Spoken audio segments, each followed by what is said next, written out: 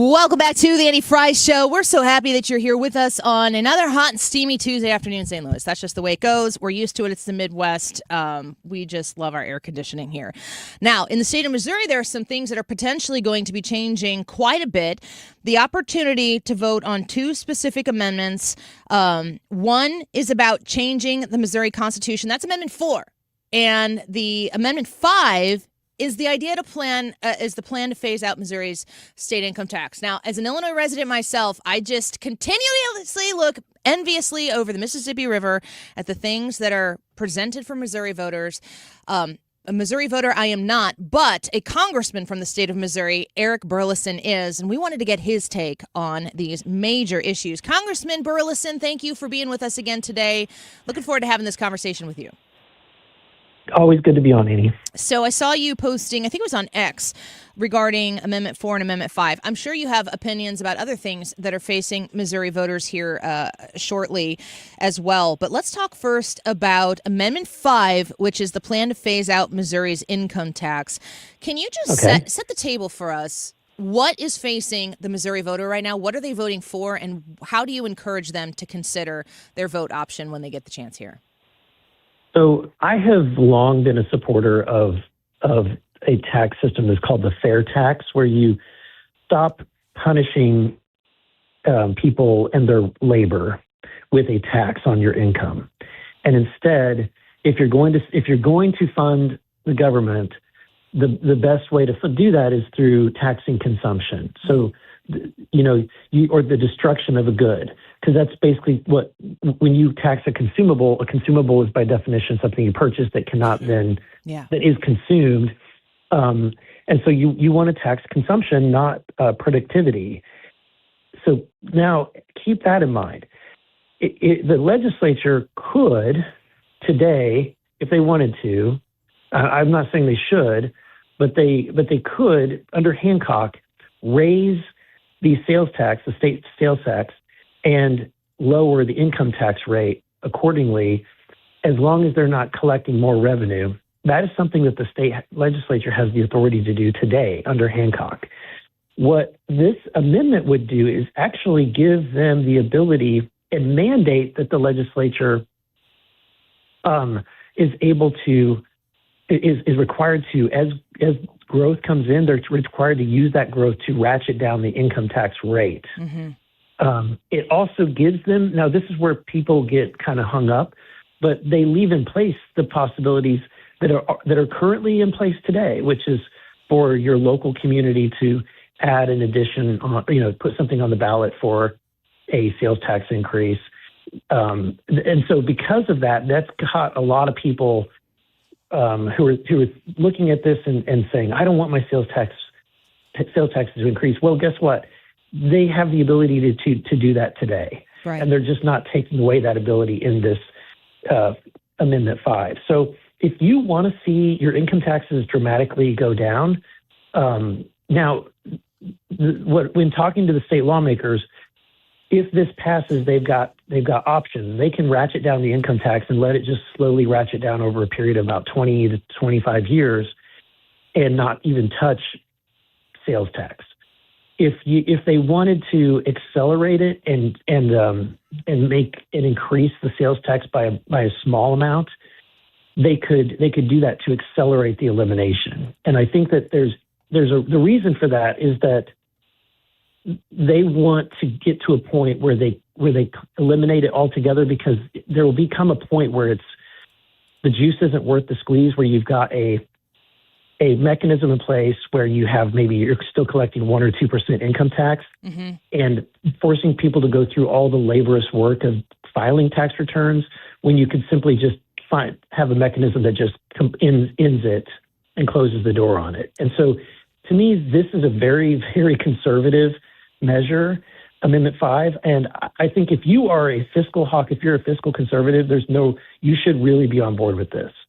Okay, so Congressman Burlison talking to us right now about Amendment 5, which is the no state income tax question facing Missouri voters on August 4th. My understanding is that maybe early voting maybe some absentee ballot or something is starting today. I'm looking at a Post-Dispatch article right now, stltoday.com, and I'm just going to read from it regarding the income tax concern that some people have. And I've seen this be part of the discussion when people are talking about the benefits of or the consequences of eliminating the state income tax. From the Post-Dispatch, the Missouri Special Districts Association said one part of the fallout could be the enactment of a tax on real estate transactions. The organization said that could further deepen anti-property tax sentiment among voters, resulting in uncertainty about local tax increases. So you're talking a lot about so far the impact on sales tax. What about property taxes or the real estate tax that could be imposed? Right. So in general, the question people should be asking is, if you're fiscal conservative, we generally want to broaden the tax base and keep the tax rates low, so that everybody pays. And so I think that this gives that ability, but it doesn't. But at the end of the day, that would have to be something that would have to pass the legislature. And I strongly doubt that that's something that would even fly through even one chamber of the legislature. So to wrap up, so I would say. It's not even, I would say it's really not it's not something that would happen. Okay. So on Amendment 5, Congressman Burlison, you're encouraging Missouri voters to vote? Yes. Yes. Burlison is a yes on 5. Let's transition here over to Amendment 4, making it, this is the St. Louis Post-Dispatch headline, Amendment 4 would make it harder to change Missouri Constitution, but not for lawmakers. Talk to me about Amendment 4. Simplest terms you can provide it to our listeners right now. What does Amendment 4 do, and how would you encourage that voters consider voting on that issue? Okay, so Amendment 4, the simplest way to put this is that it makes it very similar to the way in which we amend the United States Constitution. So if you think about it, we've only had a handful of amendments. You can put the United States Constitution in your coat pocket. It's pretty simple. It's concise. You can't do that with the Missouri Constitution. It's hundreds of pages. It's got things like, as has been said, bingo. You've got the Prop C. Over the years, you've had liberal groups from outside of the state of Missouri, funded by billionaires that never have even stepped foot in Missouri, that are funding these efforts to put on the ballot, ballot candy. That sounds great, but it's wrapped in all this liberal agenda. And that's how we've gotten things like, for example, Prop C, which was the big climate change bill that was passed in the early 2000s. You had I'm sorry, I'm blanking, but basically an anti-agriculture, anti-animal agriculture bill that passed under the auspices of a puppy, calling it we're banning puppy mills, but it was really an anti-animal agriculture bill. There's been just consistently, you have liberals that continue to raise the minimum wage in Missouri, which eliminates jobs and makes it harder for small businesses and people to work, and it makes it more expensive for everyone. So you have all of this liberal agenda that unfortunately gets done and accomplished, even though we are a very red state. And it's all deceptive, the way that they do it. So this ends that practice. It makes it so that they still have the ability, if they want to change the Missouri statute, but we don't want to make it so easy to change the Missouri Constitution. And so, once those things are in, once bingo is in the Constitution, it ain't coming out. Once all of this liberal crap is in the Constitution, it ain't coming out. So you want to make it harder for things to go in the Constitution, and that's what this Amendment 4 will do.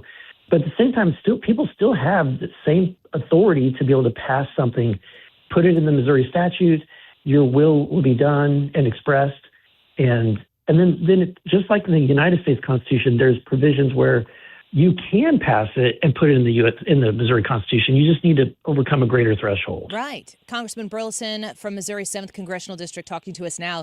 I mean, I'm from the outside looking in. As you know, Congressman, I live in the People's Republic of Illinois, just 20 minutes from here, right across the river. I can see the arch from my front porch, just like Sarah Palin and Russia.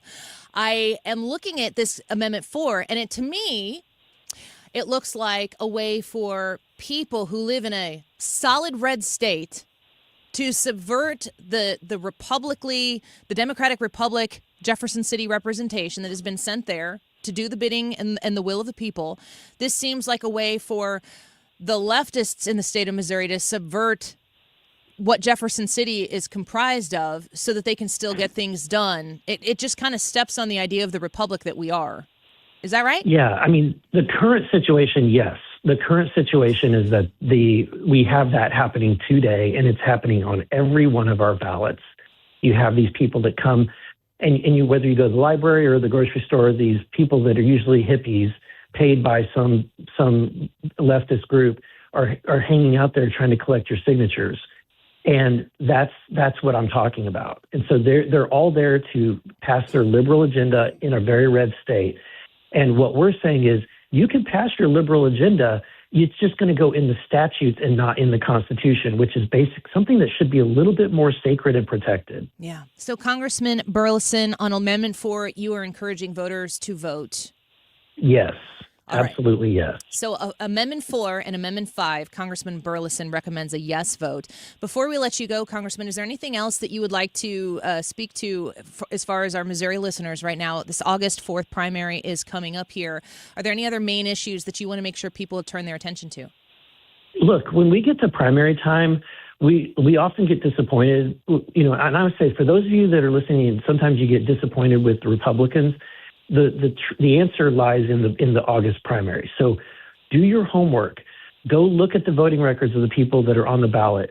Look at what they're like, really find out what they stand for and vote for the people that do your homework and so that you know who you're going to vote for before you go to the polls. It's extremely important. Well, we appreciate your time today. We look forward to getting you back on here to continue to talk about the issues facing Missourians, but also nationally in Congress. We are always grateful for your time, Congressman Burlison. Thanks for being with us again today. Thank you. Take care. Bye-bye.